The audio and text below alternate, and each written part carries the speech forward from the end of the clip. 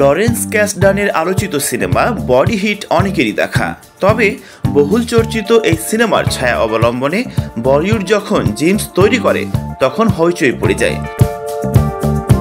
2003 সালে মুক্তি পাওয়া অমিত সাক্সেনের ইরোটিক থ্রিলারটি চমকে দেয় অনেক দর্শককে। ছবিতে আবেদনময় রূপে দেখা যায় বিপাশা বসুকে। পর্দায় জন আব্রাহামের সঙ্গে বিপাশার রসায়ন হয়ে ওঠে তুমুল চর্চার বিষয়।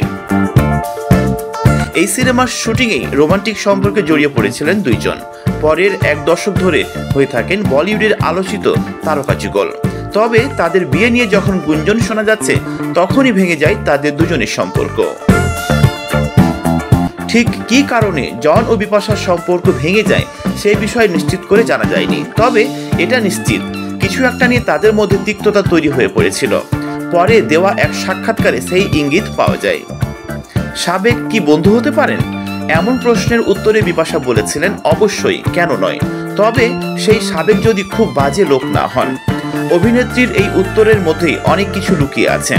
এর আগে টাইমস অফ ইন্ডিয়াকে দেওয়া একটি সাক্ষাৎকারে বিপাশা স্বীকার করে নেন, বিচ্ছেদের আগে জনের সঙ্গে তাদের সম্পর্ক মোটেও বন্ধুত্বপূর্ণ ছিল না। যখন সবকিছু ঠিকঠাকভাবে চলে না তখন দুজনেই বুঝে যান এবার তাদের আলাদা হওয়ার সময় এসেছে। জিমস এর পর থেকে প্রায় এক দশক প্রেম ছিল বিপাশা ও জনের। দীর্ঘদিন দুজন একসঙ্গে থেকেছেন। জনকে বিয়ের কথাও ভেবেছিলেন অভিনেত্রী। অনেকে মনে করেন বিয়ে করা নিয়েই দুজনের মধ্যে ঝামেলার সূত্রপাত। বিপাশা বিয়ে করতে চাইলেও জন এতে রাজি ছিলেন না।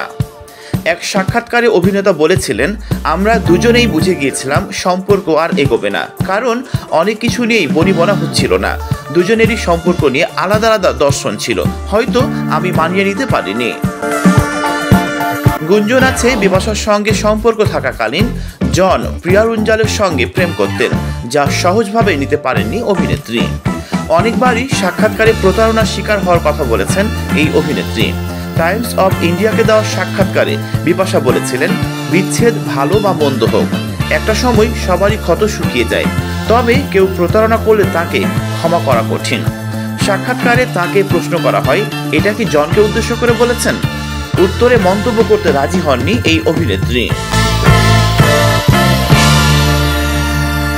বিপাশার এই সাক্ষাৎকারের কয়েক মাস পর জন সাক্ষাৎকার দেন।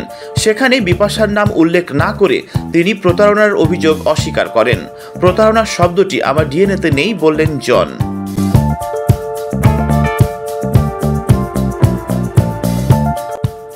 বিচ্ছেদের পর অভিনেতা করণ সিং গ্রোভারের সঙ্গে সম্পর্ক হয় বিপাশার। 2014 সালে অ্যালোন সিনেমার সেটে প্রেমে পড়েন তার। 2016 সালের 30 এপ্রিল বিয়ে করেন এই তারকা যুগল। 2022 সালে জন্ম হয় তাদের প্রথম সন্তান দেবীর। অন্যদিকে 2014 সালে প্রিয়া রুঞ্জালাকে বিয়ে করেন জন। অভিনেতা এখনও নিয়মিত সিনেমায় অভিনয় করলেও বিপাশাকে আর আগের মতো বড় পর্দায় পাওয়া যায় না। তো বন্ধুরা, আপনি বিপাশা ও জনের সেই সিনেমার রোমান্টিক দৃশ্যটা দেখেছেন? যদি দেখে থাকেন তাহলে অবশ্যই জানাবেন। আর বিয়ে না করার সিদ্ধান্তই ভাঙলো তাদের প্রেম, এই বিষয়ে আপনার কোনো মন্তব্য আছে কিনা সেটাও জানাবেন। তো বন্ধুরা, ভালো থাকেন সবাই, সবসময় দেখা হবে নেক্সট কোনো ভিডিওতে। ততক্ষণ পর্যন্ত নিজের খেয়াল রাখুন। আজকের মতো এ পর্যন্তই। আল্লাহ হাফেজ।